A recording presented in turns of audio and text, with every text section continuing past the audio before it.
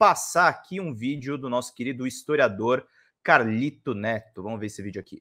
Vou falar com vocês sobre como a oposição está, de certo modo, sufocando o governo em relação a convites exagerados a membros do governo Lula e que basicamente tem como função impedir que pessoas ligadas ao governo trabalhem. Ontem, por exemplo, a gente teve 5 ministros simultaneamente, praticamente, participando de comissões do Congresso Nacional, basicamente para ouvir um monte de baboseira por parte da oposição ligada à extrema-direita bolsonarista, enquanto o país precisa, nesse momento, voltar a crescer, voltar a se organizar e voltar a ser um país. Eu quero falar aqui para você sobre algumas coisas, porque tem me chamado muita atenção a maneira ali, inclusive, que tem falhado o Padilha na articulação política, porque não está sendo difícil montar um convite ou uma abertura de CPI para a oposição contra o governo Lula, e a gente precisa debater isso aqui, porque a CPI em específico do MST, para mim, tem como foco principal um detalhe muito importante. Bora pro vídeo.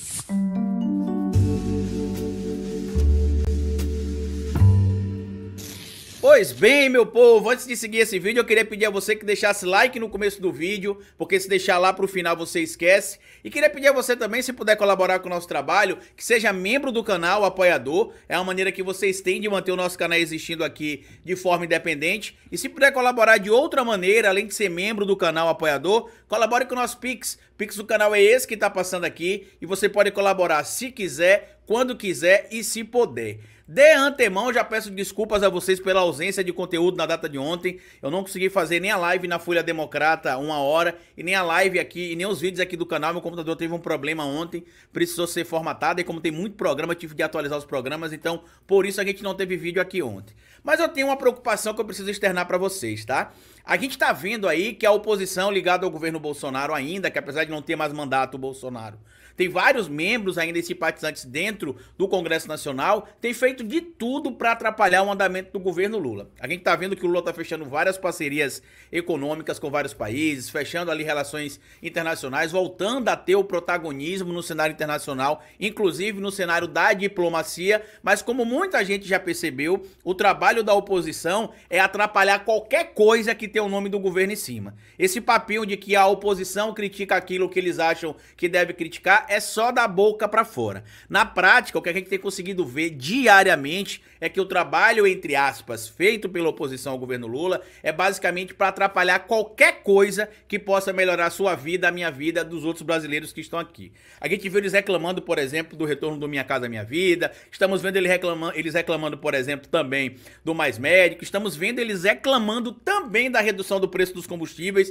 porque isso vai gerar, evidentemente, uma queda até nos alimentos, porque no nosso país a malha viária é o que transporta tudo de cima para baixo. Então, se você tem uma redução no preço dos combustíveis, é automático que isso reflita também no preço final de vários produtos, além de alguns grupos, como os grupos ligados, por exemplo, a aplicativos que muitos tinham uma resistência ao Lula. A partir do momento que a gente tem essa situação aí da redução do preço dos combustíveis, começa a se olhar de uma maneira diferente, e me chamou muita atenção isso aqui ontem, ó. Eu tirei até um print da tela na hora, porque só ontem a gente teve 5 ministros do governo Lula participando de comissões diferentes dentro do Congresso Nacional. O motivo dessas comissões, nada com coisa nenhuma. Eu tirei um print aqui para mostrar para vocês, ó, porque eu fiquei extremamente chocado. Olha o print aqui, ó.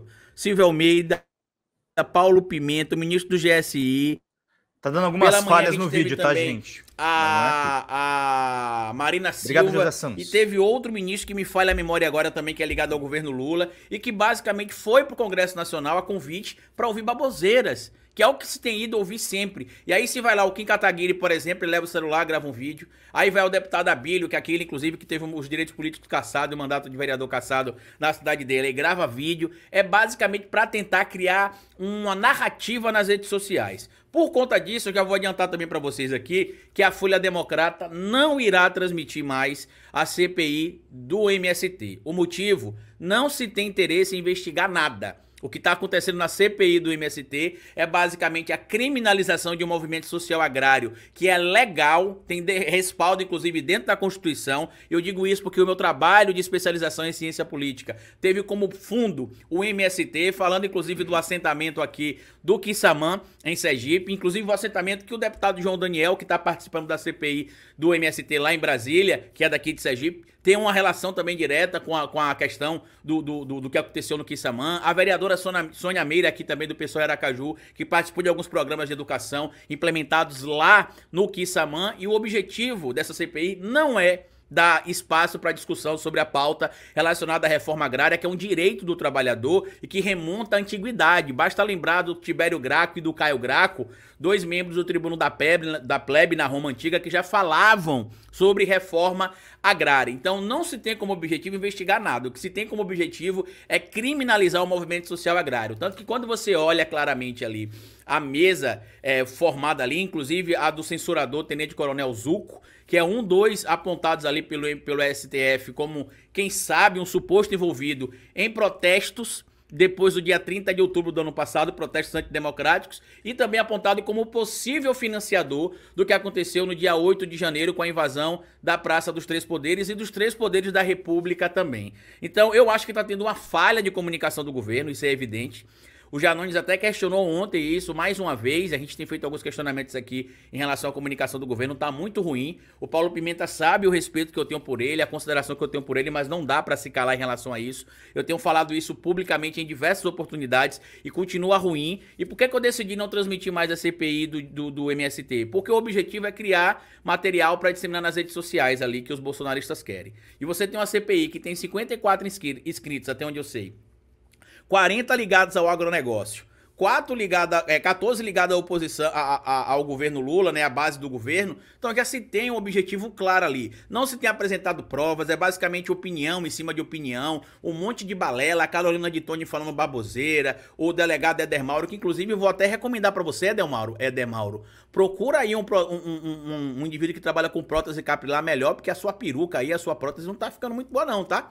Você ganha muito bem pra poder ter uma prótese tão ruim. Eu nem sei se você é careca ou não, mas aparentemente é, porque a peruca entra na sua cabeça, fica meio evidente. Mas enfim, então o governo precisa tomar cuidado. E por que eu tô falando isso pra vocês? Porque eu acho que o Padilha tá sendo muito fraco também na articulação política. Por que eu tô dizendo isso pra vocês? Pra se abrir uma CPI, gente, precisa-se apenas de 1/3 dos votos, né? Ou seja, você pega ali o Congresso Nacional, divide o Congresso Nacional, a Câmara dos Deputados, você pega e divide por 3, e pega o Senado Federal e divide por 3, né? Você divide a Câmara por 3 e o Senado por 3. Aí você pega aqui, ó, 513 deputados federais, certo? Você pega aqui 513 deputados federais e divide por 3. Aqui, ó, dividido por 3. Quanto é que vai dar isso, Carlito? 171 votos. Ou seja, para abrir uma CPI contra o governo Lula, só precisa de 171 votos na Câmara dos Deputados. Isso para uma CPI na Câmara dos Deputados. Carlito, mas é muito voto, não é não? Não, porque só o PL, com a saída do Delto Dallagnol, o Dallagnol perdeu o mandato, vocês lembram disso? Quem assume o mandato do Dallagnol é um deputado do PL. Então o PL, o partido do Jair Messias Bolsonaro, passa a ter 100 parlamentares com mandato de deputado federal. Fora alguns do Republicano, fora alguns do União Brasil, que apesar de estar na base do governo com ministérios, não tem sido fiel ao governo Lula. Fora alguns do PP também, do Novo. Então, para abrir CPI dentro do Congresso Nacional não é difícil. E isso está paralisando o governo. Quando você vai para o Senado, são 81 senadores, tá? Você divide aqui os 81 por 3 também, que vai dar aqui 81 dividido por 3, 27 senadores aqui. São o suficiente para a abertura de CPI lá no Senado Federal. E só o PL, que é o partido do Jair Messias Bolsonaro, tem aproximadamente 14 senadores, a possibilidade inclusive de ir para 15 senadores para poder ter mandato lá no Senado Federal. E também não é difícil abrir lá uma CPI contra o governo. Então, assim, o governo precisa se articular melhor. Eu decidi que não vou transmitir mais a CPI do MST, porque tá claro que não tem objetivo de entender o que tá acontecendo, mas sim de criminalizar o movimento. Também tá claro que o objetivo é dar mais visibilidade ao Ricardo Salles, que é pré-candidato a prefeito de São Paulo, e quem acompanha vê que o Zuco fica censurando a Samia Bonfim o tempo inteiro, fica dando questão de ordem para quem ele quer, inclusive ignorando o regimento interno da própria casa. A gente vê que o Ricardo Salles passa o tempo inteiro no celular e ele é o relator. Ele é o relator da CPI, ele passa o tempo inteiro no celular, conversando no celular, no telefone, com o celular no ouvido, mandando mensagem. O vice-presidente, o primeiro da CPI é o Kim Kataguiri. Então não tem um objetivo claro aí de entender o que aconteceu. Lembrem vocês que o primeiro presidente, talvez, que tenha encarado essa questão da reforma agrária de uma forma a preocupar esse grupão aí, né, no passado, foi o próprio João Goulart. E o que aconteceu com o João Goulart? Foi golpeado, porque falava, inclusive um dos discursos dele inflamado, falar sobre a reforma agrária. Então reflitam sobre isso, se vocês acompanham nosso trabalho aqui. Não vamos ficar vivendo um mundo da imaginação dizendo que tá tudo perfeito, não, que não tá. O Congresso Nacional é de direita e a maioria de direita bolsonarista. O Arthur Lira está usando o seu poder de barganha para tentar pressionar o governo para ceder tudo aquilo que ele quer. E claro que o governo vai ter de fazer concessões, porque isso faz parte da articulação política e do modelo político que o Brasil tem, mas isso serve de alerta para que a gente aprenda a votar não só em presidente da República, não só em governador de estado, mas votar em deputado federal, votar em senador da República. Porque o cenário não está essa maravilha como muita gente está imaginando, não.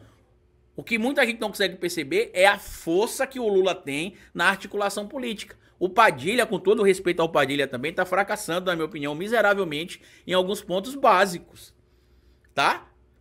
Porque quando você dá secretarias, você dá ministérios para partidos, é porque você espera contar com aqueles partidos. E o União Brasil, por exemplo, não tem mostrado essa suposta fidelidade que seria ali o motivo dos ministérios que estão na mão do União Brasil. Então reflitam sobre isso, tá? Não deem audiência para a CPI do MST. A gente vai, inclusive, fazer corte. O que é que a gente vai mostrar da CPI do MST? Cortes da esquerda ou cortes da base do governo que sejam coerentes e que tenham sentido ali para a gente poder rebater as narrativas da extrema-direita. Não vamos ficar mais dando espaço para a narrativa deles, porque muita gente que é desconhecida ali e que está basicamente atrás do que eles chamam de lacrar com essa CPI, tem conseguido audiência porque muita gente acha que se retransmitir esse trabalho vai ser informativo, mas no primeiro dia da retransmissão eu já percebi que não tem nada de informativo, ao contrário, o que você tem muito ali é desinformação. Reflita sobre isso, compartilhe o vídeo, se inscreva no canal, deixa like, porque como eu sempre digo pra vocês aqui no final de cada vídeo, é melhor escrever errado a coisa certa do que escrever certo a coisa errada.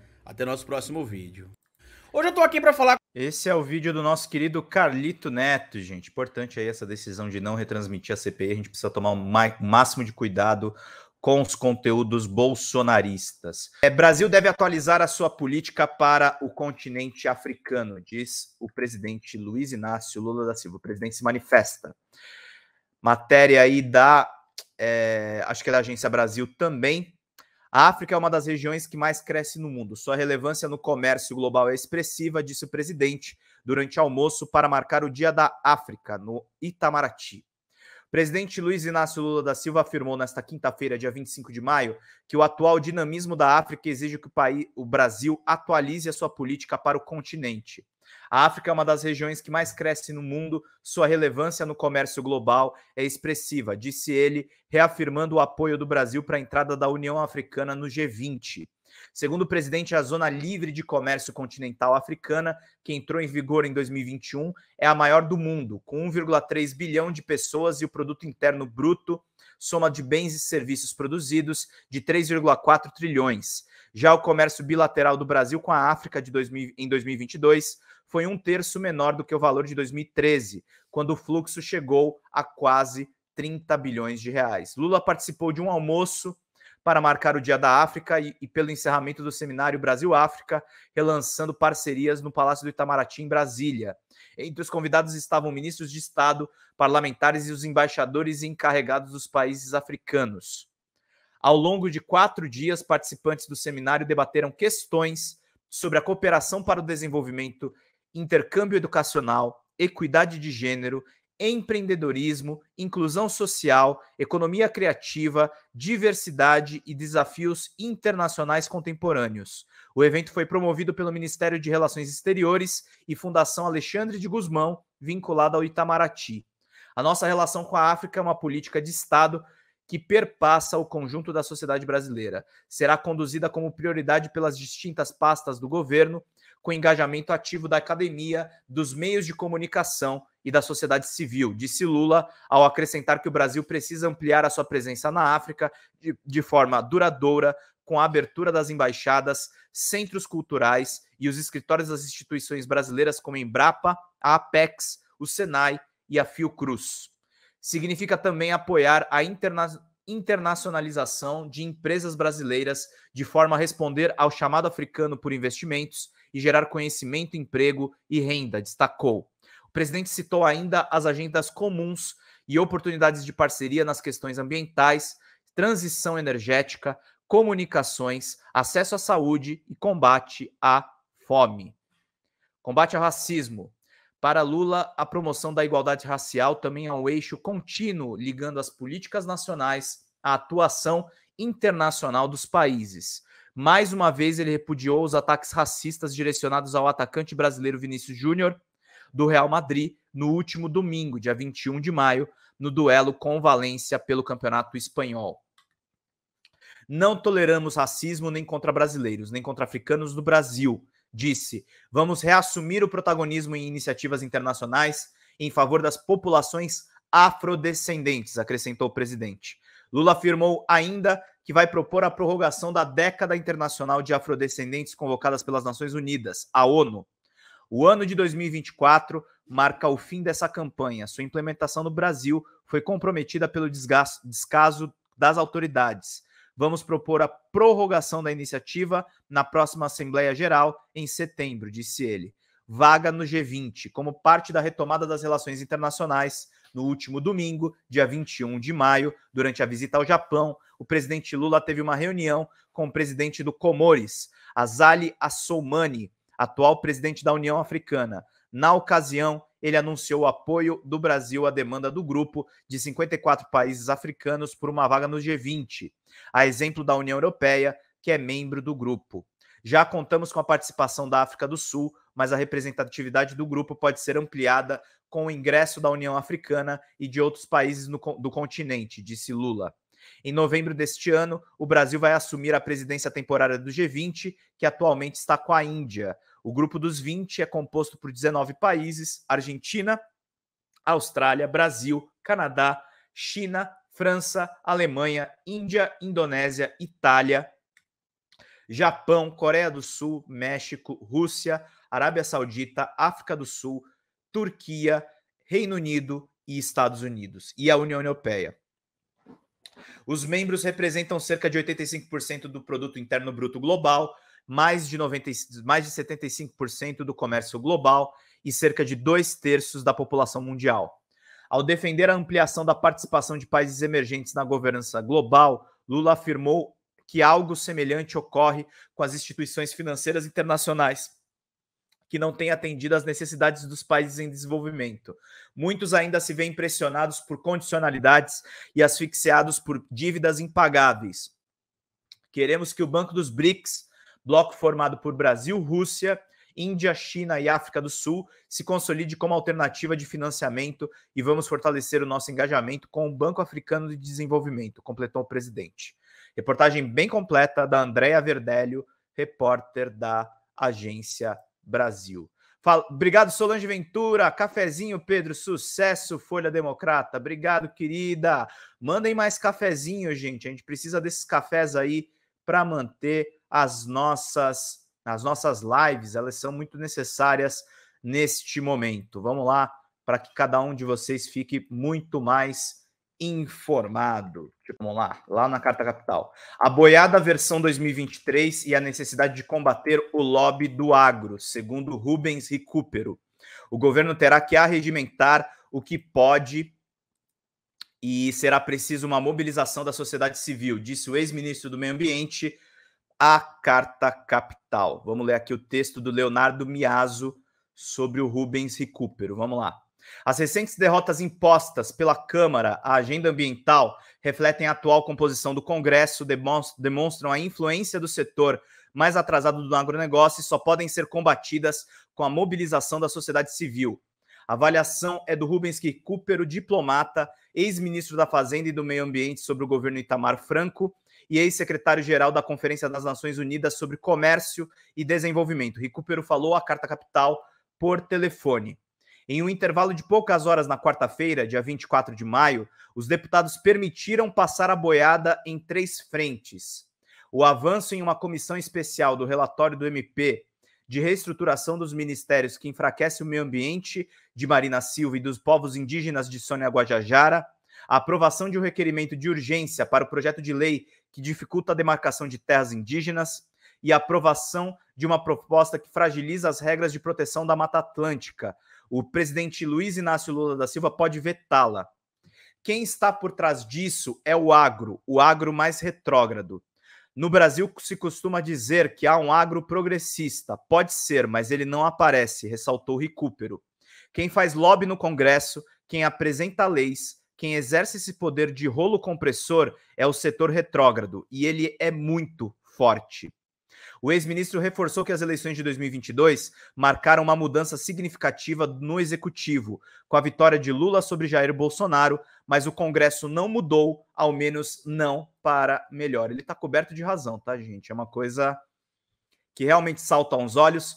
Vamos ultrapassar, galera. Vamos ultrapassar 86 likes. Eu chuto esses números, mas eu boto aí para vocês poderem acompanhar.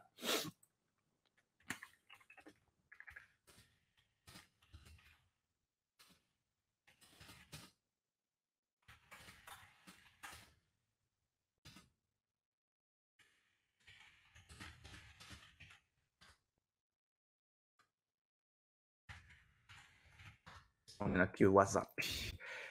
A legislação eleitoral permite essa distorção. Os postos de deputados e senadores são capturados por interesses organizados e não refletem a posição da opinião pública, avalia Recupero. Todas as pesquisas de opinião mostram uma maioria esmagadora em favor da defesa da Amazônia, mas os deputados e senadores não refletem isso porque são eleitos por essas facilidades de uma lei eleitoral que favorece quem já está no poder. Aquele negócio de passar a boiada do Ricardo Salles agora está passando com apoio dessa maioria que tem na Câmara. A gestão Lula vive um impasse diretamente ligado à distorção de um país que elegeu um presidente de esquerda e, ao mesmo tempo, que formou o parlamento mais direitista que se tem memória.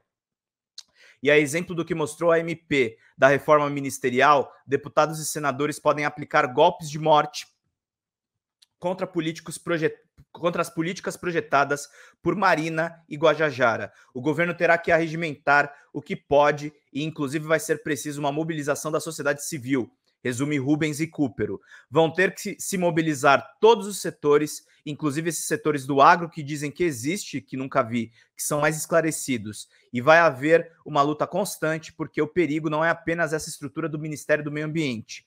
Há muita coisa sendo travada e projetos de lei que representam retrocessos ambientais. As mudanças práticas no longo prazo, diz o diplomata, passam por compreender o que o Congresso tem servido aos interesses dos ruralistas. E aí é preciso fazer uma pressão sobre esse setor, inclusive fazendo ver o perigo que haja sanções às exportações brasileiras, como a lei europeia já torna possível. Temos essa situação por uma razão muito clara. A única forma de agir é agir sobre as causas desse problema. E as causas têm um nome muito claro: o lobby ruralista no Congresso. Bem interessante essas colocações aqui e, sobretudo, esse agro moderno. Eu me lembro muito bem que quem fala disso é a Simone Tebet, né? Mas aparentemente não tem agro moderno, né? A gente vê, na verdade, o agro do atraso. A gente vê o agro do passado. A gente vê o agro que elegeu o Bolsonaro. É esse agro que a gente está vendo. No Congresso, uma continuação do governo Bolsonaro por outras vias. É bem preocupante isso, gente. É bem preocupante. É uma coisa que é bem bizarro mesmo para todo mundo entrar. Espera só um pouquinho. É uma coisa que realmente nos ferra. Que são as medidas anunciadas para reduzir os preços de carros novos no país. E tem uma fala do vice-Geraldo Alckmin. Vamos acompanhar aí todo mundo, para todo mundo ficar muito bem informado.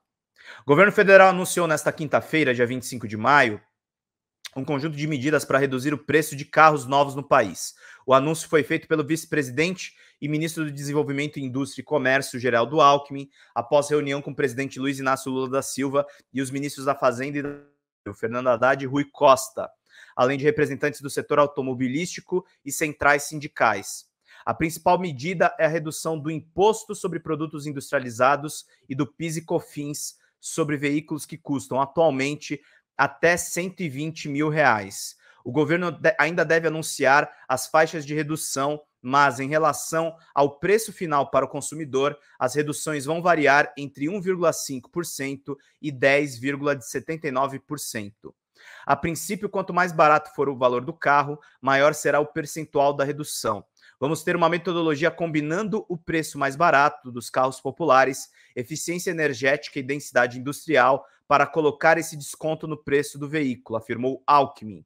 Outro valor a ser considerado para a redução é o percentual das peças produzidas no Brasil para a fabricação dos carros. Se eu tenho uma indústria em que 50% do carro tem peças feitas no Brasil, isso vai ser levado em consideração, disse Geraldo Alckmin. Além disso, as reduções serão muito mais robustas para carros com baixa emissão de poluentes, levando em conta, segundo o vice-presidente, a eficiência energética. Em relação à indústria automobilística, o Banco Nacional de Desenvolvimento Econômico e Sustentável vai destinar 4 bilhões de reais para financiamentos em dólar para empresas voltadas à exportação. O objetivo, segundo o governo, é assegurar maior proteção cambial. Outra medida será a adoção da taxa referencial como a taxa de juros para projetos de pesquisa e inovação na indústria. Queda no consumo de carros e patamar da indústria automobilística. Nos últimos meses, o governo federal vem debatendo o que pode ser feito para estimular o mercado de carros no país. A noção do carro popular, presente, por exemplo, nos primeiros mandatos de Lula, perdeu força. Atualmente, os veículos novos mais baratos são vendidos por mais de R$ 60 mil. No início de maio, o presidente criticou os preços. Qual pobre pode comprar um carro popular por R$ 90 mil? No setor automobilístico brasileiro, há problemas de consumo e de produção. Por um conjunto de fatores econômicos, renda média da população a níveis do acesso ao crédito, por exemplo, o financiamento era tradicionalmente o meio mais comum para que a população tivesse acesso ao carro. Naquele que foi um dos picos da indústria brasileira em 2011, quase 70% dos carros produzidos no país foram adquiridos por meio de financiamento. Em 2022, o índice caiu para menos de 40%. Pesa também o aumento da taxa Selic, atualmente em 13,75% ao ano, situação que, na prática, privilegia a parcela da população que pode comprar um carro novo à vista. Do ponto de vista da produção, a indústria vem experimentando problemas desde o início da pandemia, como a falta de acesso a componentes básicos. No primeiro trimestre desse ano, as principais montadoras deram férias coletivas a milhares de trabalhadores e reduziram a produção. Sob o aspecto estritamente econômico, a ideia do governo é criar uma via dupla de benefícios para produtores e consumidores. Nesta quinta-feira, o presidente da Associação Nacional de Fabricantes de Veículos Automotores, Márcio de Lima Leite, afirmou que o pacote do governo faz com que seja muito possível que carros novos voltem a custar menos de R$ 60 mil. Ele condicionou as quedas dos preços às realidades de cada montadora, mas elogiou o pacto. Por outro lado, a ideia de estimular o consumo de carro não é unânime, especialmente entre organizações que defendem o aprimoramento da mobilidade urbana e a pauta da sustentabilidade. A coalizão Mobilidade 000, formada por entidades como Instituto Brasileiro de Defesa do Consumidor e Instituto de Políticas de Transporte e Desenvolvimento, divulgou uma nota em que critica as medidas de estímulo que, segundo o grupo, representam um retrocesso. Lançar um pacote de ações para socorrer a indústria automobilística será um retrocesso nacional sob a ótica de mobilidade urbana sustentável, e o país perderá a chance de finalmente ser protagonista com a narrativa de proteção climática. É fundamental considerar a contradição de ter um discurso amplo internacionalmente sobre o clima, enquanto as políticas internas caminham numa direção completamente dispar, com um pacote estimulante ao transporte individual, que prevê a ampliação das linhas de crédito e reduções tributárias para o setor fabril, entre outras ações, afirma a coalizão. Pois é, gente, tá rolando aí. Estão andando as coisas, mas são brigas políticas, na verdade, que envolvem todos esses atores.